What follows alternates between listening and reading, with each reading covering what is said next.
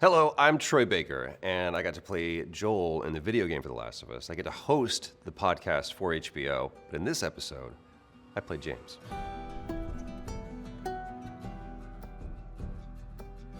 I knew that Craig and Neil wanted to somehow find a place for me. They were very gracious and have lovingly welcomed us into this ever-expanding family of The Last of Us. It kept waiting, and I thought, maybe it's gone away, maybe there isn't something for me.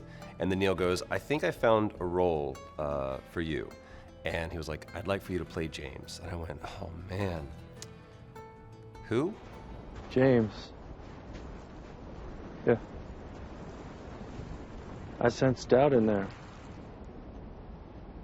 I haven't lost faith in you, David. You're just scared. I had to remind myself, I was like, that was his name. For me, it gave me a good opportunity to, just as this show has done, it's enriched the original story. Of course, playing a cannibal in the main antagonist's gang that tries to kill Ellie. I'm not sure what that says about Neil and I's relationship. I'm sure we're good.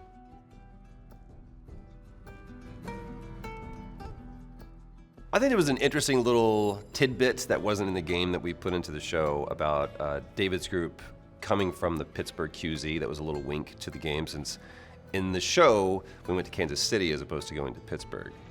But when the Pittsburgh QZ fell in 17, Fireflies and Fedra, I left with a few others, and that's how I ended up with our flock.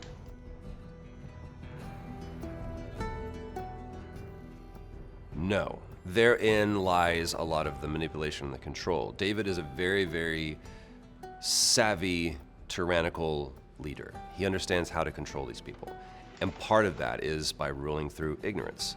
Keeping people chained to their hope and their desperation is what allows him to maintain his position over them. He tells the people that he has to tell, and he tells those people, don't tell anyone. So there are people that are sitting down to eat this meal that think that they're eating deer. What is it? Venison.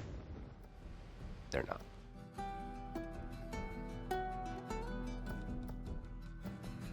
Here's why I think David is the worst person, because he never lies to Ellie. He always tells her the truth. I've always had a violent heart. And I struggled with it for a long time, but then the world ended and I was shown the truth.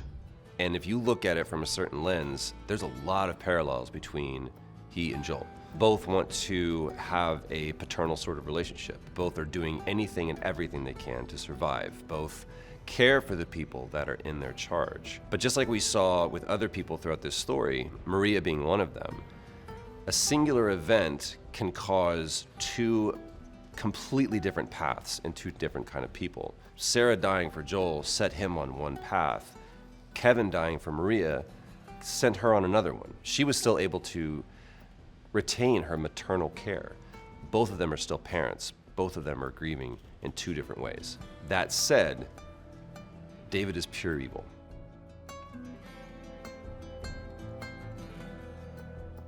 So having played the game, I knew what James, what his arc was going to be.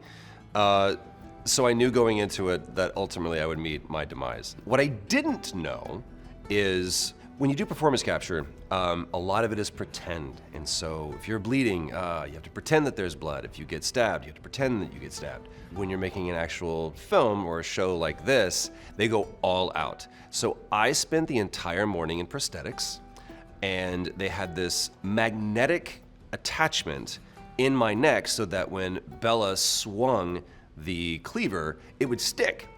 And it did. It was a shake right there. And then they had this bladder full of blood. That's actually what they called it. They had a bladder full of blood that was piped up through my neck, through this prosthetic. So when Bella hits me with the cleaver, I stagger back and blood goes everywhere. It was just blood, blood, blood. I went through 8 changes of wardrobe, and each time I got to sit in a cold pool of my own blood. It was awesome.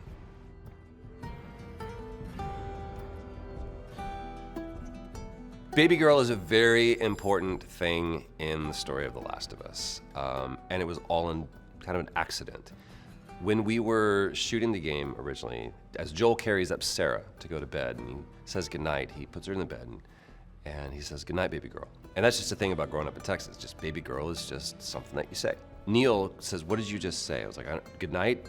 He goes, "No, what'd you call her?" I was like, "Baby girl." He goes, That is what Joel is going to call Ellie. It's me. It's me.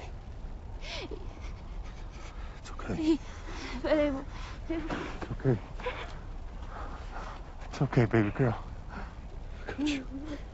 So for that to culminate in this moment of trauma with Ellie, and for Joel to desperately try to connect with Ellie, and something within him just organically resorts to calling her baby girl. That to me is one of the biggest hallmarks of Joel's healing.